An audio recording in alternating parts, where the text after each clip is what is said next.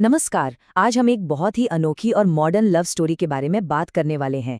इसका नाम है संतोष का अमर प्रेम। ये एक ऐसी कहानी है जो प्यार के बारे में हमारी सोच को शायद थोड़ा बदल दे।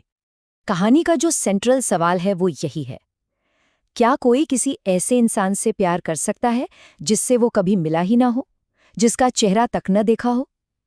सुनने में थोड़ा अजीब लगता है ना, लेकिन यही संतोष की हकीकत है। तो आइए देखते हैं कि ये सब कैसे मुमकिन है। तो इस सवाल का जवाब ढूंढने के लिए हमें सबसे पहले संतोष की दुनिया में चलना होगा। एक ऐसी दुनिया जहां प्यार की पहचान अधूरी है। और यहीं से कहानी का सबसे बड़ा रहस्य शुरू होता है। संतोष जिस लड़की से प्यार करता है वो उसे जानता ही नहीं। ये बस एक एहसास है जिसका कोई नाम नहीं, कोई चेहरा नहीं। अब देखिए, इस अनजानेपन से ही तो उठते हैं ढेरों सवाल जो संतोष के मन में हर पल घूमते रहते हैं। सबसे पहला सवाल, आखिर वो होगी कौन? वो कहाँ रहती होगी? इस दुनिया के किस कोने में होगी? और शायद सबसे बड़ा सवाल कि क्या किस्मत उन्हें कभी मिलाएगी भी?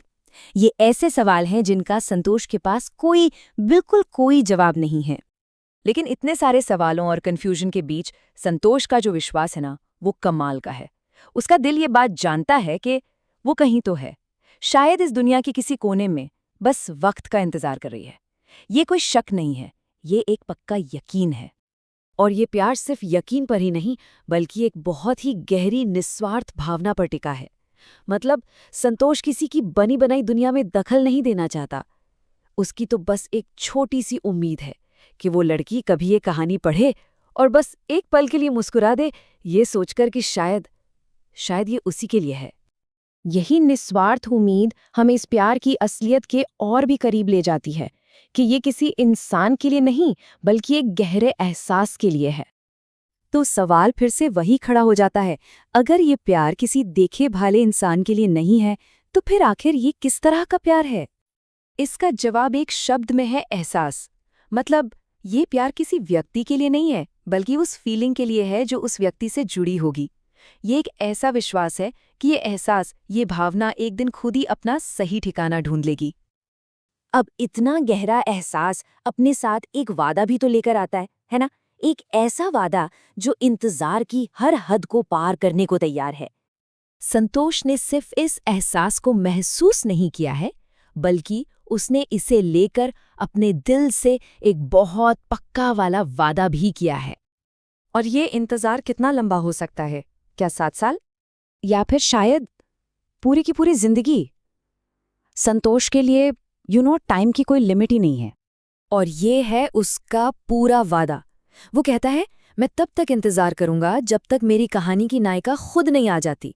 चाहे 7 साल लगें या पूरी जिंदगी, मैं अपने सच्चे प्यार का इंतजार करूंगा। ये लाइनें उसके अटूट विश्वास और सब्र की गहराई को दिखाती हैं। तो आखिर में ये पूरी कहानी, ये सारा एहसास, ये लंबा इंतजार, ये सब कुछ इसके नाम है। चलिए देखते हैं। समर्पण में जो शब्द हैं वो बहुत सिंपल हैं, लेकिन उनमें जो गहराई है वो कमाल की है। उस लड़की के नाम जिसे आज तक मैंने देखा नहीं, पर महसूस हर दिन करता हूँ। ये समर्पण ही इस पूरी कहानी का दिल है, उसका सार है। एक ऐसे इंसान के नाम जो सामने नहीं है, पर जिसकी मौजूदगी हर पल महसूस होती है। तो ये कहानी ना हमें एक बहुत गहरे सवाल पर लाकर छोड़ देती है।